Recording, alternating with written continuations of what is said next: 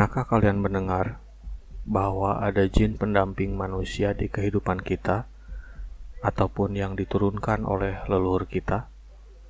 Dan jin pendamping itu disebut kodam.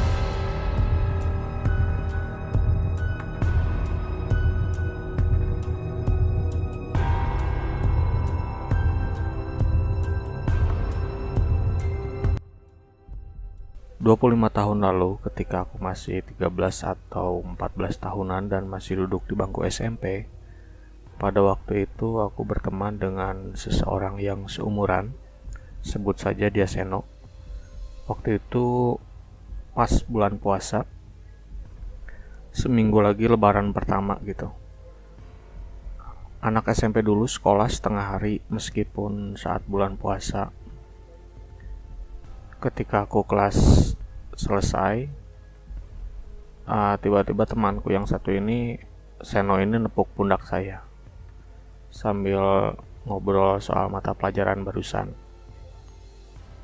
Di tengah obrolan, dia tiba-tiba mengajak saya untuk ikut ke kampung halamannya di Kuningan, Jawa Barat.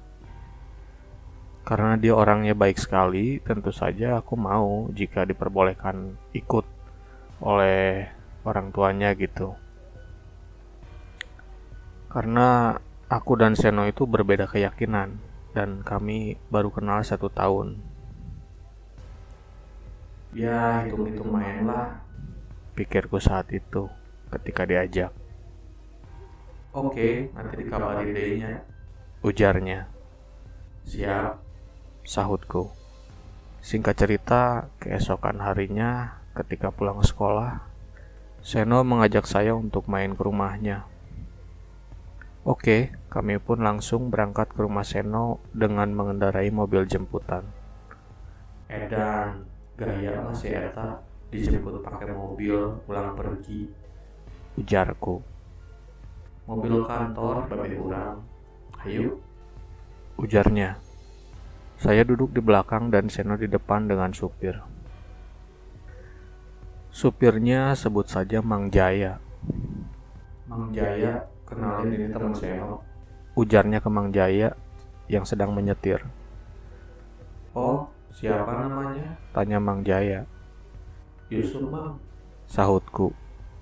Lalu aku pun berkenalan dan berjabat tangan dengan Mang Jaya. Tidak tahu kenapa, ketika aku berjabat tangan Mang Jaya terasa sangat dingin seperti es batu, dan yang lebih mengejutkan lagi, ada seperti sengatan listrik statis dari tangannya yang sangat terasa di tanganku saat itu. Tangannya dingin, Mang, kayak kesetrum. Hehehe, kagetku sambil memegang tanganku. Oh, barusan habis benerin listrik di rumah, jelas Mang Jaya sambil melihat ke arahku. Saya manggut-manggut, heran dan bingung. Singkat cerita, kami pun tiba di rumah Seno. Saya pun akhirnya bertemu dengan bapaknya Seno dan anggota keluarga lainnya yang ada di rumah. Mereka menyambut saya sangat baik. Saya pun senang berada di sana. Seno bilang untuk tungguin dia di ruang tamu karena dia mau ganti baju dulu. Tidak lama Seno pun datang. Bro, nanti mau buka puasa di mana? Ujarnya. Di rumah masing-masing lah, sahutku. Ah, terame maneh mah. Manya di imah, tegasnya. Nya terserah ente atuh, si gua mah ikut aja. Hehehe, jawabku. Gimana kalau kita ngabuburit di rumah si Kue? Ajaknya. Kue itu nama panggilan Seno untuk temannya itu. Nama asli Kue sebut saja Dian. Ente apal teu imahna? Sahutku. Nya apal teu, kan si Kue bapana guru BP. Urang aya teleponna, jelasnya. Nya boleh lah, siap. Kumaha ente we? Sahutku. Singkat cerita, Seno pun menelepon bapaknya Kue di ruang keluarga dan mendapatkan alamat Kue. Dan kami pun berangkat ke rumah Kue menggunakan motor 2 tak milik Seno yang berisik. Maklum, saat itu motor 2 tak lagi trending. Singkat cerita, kami sampai di halaman rumahnya Kuwei. Keadaan halaman rumah sangat sepi, seperti nggak ada orang di rumah. Punten, assalamualaikum. Seno memberi salam. Bray, sahut Kuwei sambil membuka pintu. Apal gening ka imah urang, lanjut Kuwei. Nya apal atuh, kan bapak mana orang bebek, tegas Seno. Oh bener, tinggal telepon babi urang, minta alamatnya, tanya Kuwei sambil berjalan mendekat. Ya heueuh lah, hahaha, jelas Seno sambil melihat ke arahku. Bray, kenalin teman urang, Yusuf ngaranna, ujar Seno. Kuwei dan saya pun berkenalan. Sok asup atuh, ajak Kuwei sambil berjalan masuk. Singkat cerita, saya pun ngobrol seru banget, sangat akrab di kamar Kuwei walaupun kami baru kenal hari itu. Maklum anak SMP. Dan akhirnya sore hari pun tiba, azan maghrib berkumandang menandakan waktunya berbuka puasa. Seno dan Kuwei pun beranjak bergiliran menuju WC untuk sholat. Wei, mana rek buka di mana? Urang rek makan di toko, di rumah hancur urang. Rek milu, ajak Kuwei. Urang makan di luar we yuk. Ku urang dibayaran marane, ajak Seno. Wah, mantul pisan maneh euy. Mantap betul. Hayu atuh, rek mana di mana? Maksudna rek makan di mana? Tanya Kuwei bersemangat. Di tempat biasa, babe orang makan we, jelas Seno. Ya hayu lah, yuk, sahut kita berdua. Singkat cerita, kami pun sampai ke rumah makan tersebut dan memesan makanan dan minuman. Mantap Bray, banyak uangnya, seru Kuwei pada Seno. Ah, enggak juga, lagi ada duit we, ujar Seno. Lalu kami pun menyantap hidangan sampai selesai. Singkat cerita, sambil ngobrol ringan selesai makan, tiba-tiba Seno mengajak Kuwei untuk ikut ke Kuningan, ke kampung halamannya di Jawa Barat. Dan Kuwei pun mau ikut. Kami berdua setuju ikut ke kampung halaman Seno dan siap berkemas keesokan harinya untuk persiapan menjelang berangkat. Di hari terakhir puasa dan esok masuknya hari Lebaran, kami berdua pun datang ke rumah Seno dan disambut Seno langsung di depan pintu gerbang. Edan, jadi euy, urang pulang kampung, seru Seno.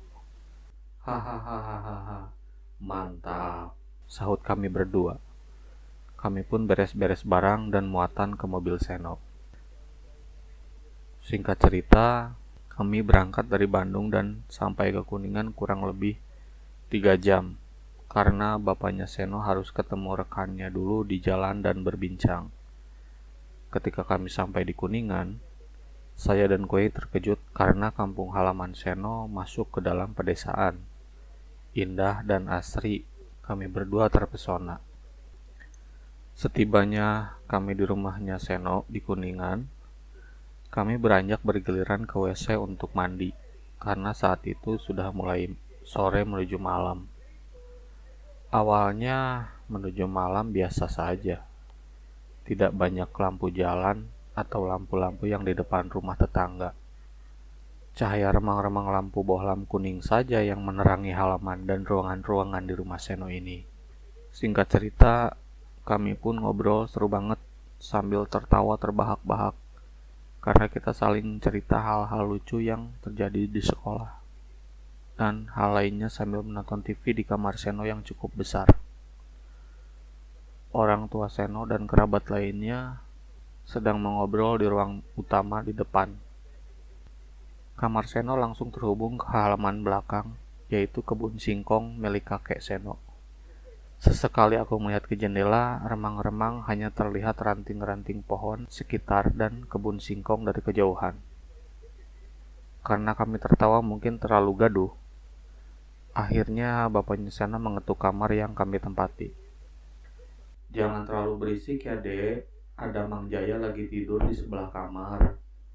Nanti takut mengganggu. Kayaknya kecapean, tadi nyetir jadi langsung tidur dia," tegasnya bapaknya Seno. Kami pun langsung terdiam seketika mendengar teguran bapaknya Seno. "Iya ya," sahut Seno. Jelas saja, pasti Mang Jaya terganggu karena kami dipisahkan cuma dinding bilik saja tiap kamar. Kasihan Mang Jaya jadi terganggu tidurnya, pikirku. Lalu Seno membuka pintu kamarnya supaya tidak terasa mencekam saat itu di tengah-tengah keheningan kami. Saat itu sudah malam, kira-kira jam 9:30. Cahaya ruang utama pun masuk ke kamar Seno seolah-olah hanya disinari dari lampu di ruang utama saja. Karena kamar Seno lampunya tidak cukup terang, dan sinar dari TV pun gak cukup menyinari kamar Seno yang besar. Keadaan jadi hening saat itu, dan tiba-tiba dengan wajah Seno yang sangat serius, dia pun bercerita. "Bray," tanya Seno ke kita berdua, "pernah gak lihat Maung Bodas?" Lanjut Seno. Deng. Pada saat itu saya langsung pengen pulang karena takut. "Hah? Maung Bodas?" sahut kita berdua. "Iya, harimau putih. Mang Jaya punya. Suka ngikut kemanapun Mang Jaya pergi," tegas Seno pada kita berdua. Deng-deng. Tambah pengen pulang dong ketika Seno bilang Mang Jaya yang di sebelah lagi tidur punya harimau putih. Waduh, ini salah. Kenapa gua harus ikut sih ke kampung halaman orang lain? Pikirku saat itu. Gak terasa waktu pun terus berlalu. Dan saat itu menunjukkan jam 12:30 malam. Udah malam, Bray. Tidur yuk, ngantuk," ajakku ke mereka. "Alah, teka rasa. Sare-sare, Bray," lanjut kue. Kami pun tidur bareng. Seno dekat jendela, kue di tengah, saya dekat pintu menghadap ruang utama. Waduh, jadi kepikiran sama cerita si Seno. Pakai ikut segala lagi, pikirku sambil berbaring menatap ruangan utama yang remang-remang dan sepi. Malam itu hanya suara jangkrik yang terdengar. Sangat sepi, maklum di kampung. Ketika aku mulai tertidur, tiba-tiba pengen pipis. Pengen pipis, ujarku dalam hati. Lalu aku mulai bangun dan mengambil langkah pertama. Tiba-tiba ada suara pintu dibuka dari kamar sebelah. Itu kan pintu Mang Jaya. Mungkin Mang Jaya mau pipis juga kali ya, pikirku saat itu. Aku melihat kedua temanku yang sudah terlelap tidur. Bareng saja sama Mang Jaya ke WC-nya. Karena terletak di luar rumah, tepatnya di halaman belakang, pikirku. Dan tiba-tiba aku melangkah keluar kamar untuk pipis dan menutup pintu kamar. Tiba-tiba dari sudut ruang utama yang kurang pencahayaan, terlihat dua pasang mata yang bersinar memandang ke arahku. Saat itu juga kaki dan mulutku terasa terkunci dan terpaku melihat sepasang mata itu. Tiba-tiba sepasang mata itu seperti berdiri mendekat dari kegelapan ruangan. Dan itu, astaga, keringat dingin deras mengucur di seluruh tubuhku yang terpaku melihat sosok harimau putih besar yang tingginya hampir setinggi meja makan. Harimau itu menggeram dan terus melihat ke arahku dengan tatapan yang tajam, seolah ingin melahapku bulat-bulat. Melihat taringnya yang besar, dia pun semakin mendekat dan mengaum seperti marah. Aku berpikir, nanti aku di sini. Dan ketika harimau putih itu mengaum marah, tiba-tiba seketika dia memalingkan wajah marah-marahnya ke arah kamar Mang Jaya yang terbuka lebar. Dan harimau itu masuk ke kamar Mang Jaya. Saat itu kakiku lemas seperti terbuat dari karet dan akhirnya aku pingsan tersandar di dinding bilik kamar Seno. Di pagi harinya, samar-samar ku dengar auman harimau itu, tapi tidak begitu jelas dan mulai menjauh.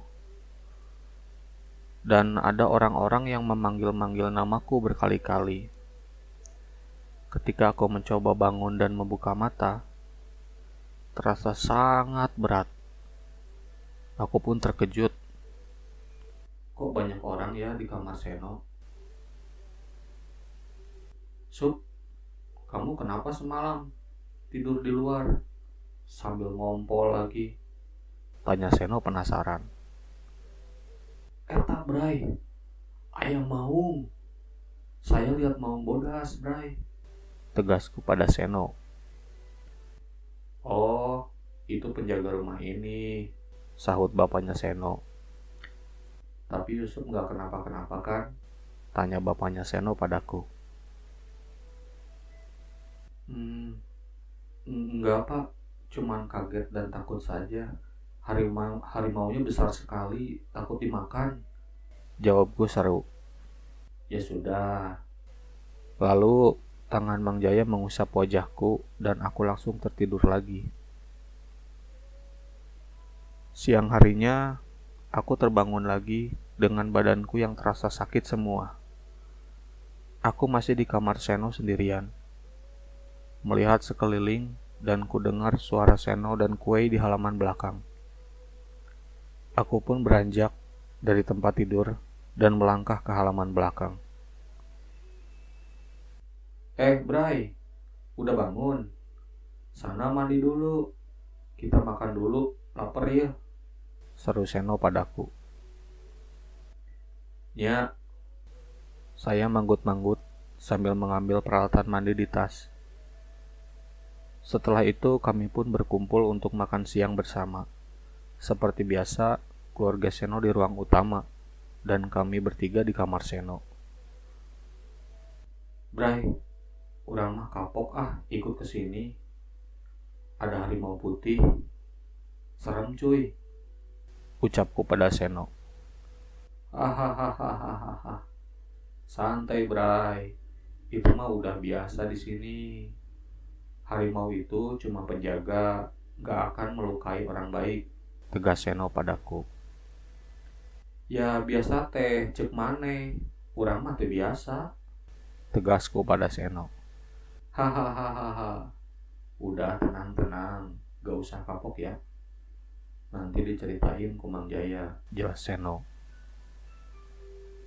Singkat cerita, makan siang bersama pun selesai.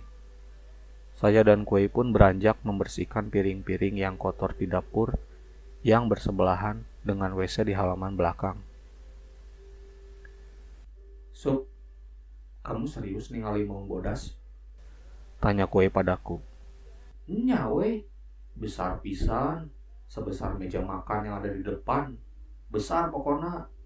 Sahutku seru. Kata bapak saya, kalau orang diperlihatkan hal itu, bakal dapat rezeki. Seru Kuei padaku. Rezeki dari Hongkong. Yang ada juga orang merinding, serem, bisa dimakan bro. Gimana kalau saya dimakan coba? Maot. Jawabku seru. Nya sih, serem oge ari kitu mah. Jelas Kuei padaku. Singkat cerita, selesai cuci piring, kami pun membereskan piring-piring yang sudah bersih ke rak piring. Dan tiba-tiba bapaknya Seno memanggil kami ke ruang utama. Sup, Dian, sini dipanggil ayah. Seru Mang Jaya pada kami berdua. Kami pun bergegas masuk ke dalam. Sesampainya di dalam, kami berdua disuruh duduk oleh Mang Jaya. Di situ ada Mang Jaya dan bapaknya Seno. Semalam Yusuf lihat harimau putih ya? Tanya bapaknya Seno. Iya pak, besar banget. Saya takut dimakan. Sahutku takut. Tenang, jangan takut berlebihan. Itu cuma penjaga rumah ini. Kodamnya Mang Jaya. Jelas bapaknya Seno sambil melihat ke arah Mang Jaya. Oh, gitu Pak. Kami berdua manggut-manggut. Kalau boleh tahu, kodam itu apa Pak? Tanya Kuei penasaran. Kodam itu jin pendamping manusia. Kebetulan bapaknya Mang Jaya menurunkan kodam itu ke Mang Jaya untuk menjaga dan mengingatkan Mang Jaya untuk selalu istighfar dan selalu ingat sama keagungan Tuhan. Jelas bapaknya Seno. Kodam bisa merasakan keberadaan orang yang hatinya baik ataupun sebaliknya. Jadi teruslah berbuat baik, jauhi rasa syirik, sering berdoa sama Tuhan Yang Maha Esa, jangan lupa beribadah, sering menolong orang yang bisa ditolong, begitu. Jelas Mang Jaya. Nah, sekarang kalian gak usah takut lagi, karena harimau itu gak akan melukai atau mengganggu orang baik. Cuma memperlihatkan keberadaannya saja. Jelas Mang Jaya. Oh iya, besok kita pulang ke Bandung. Lanjut bapaknya Seno.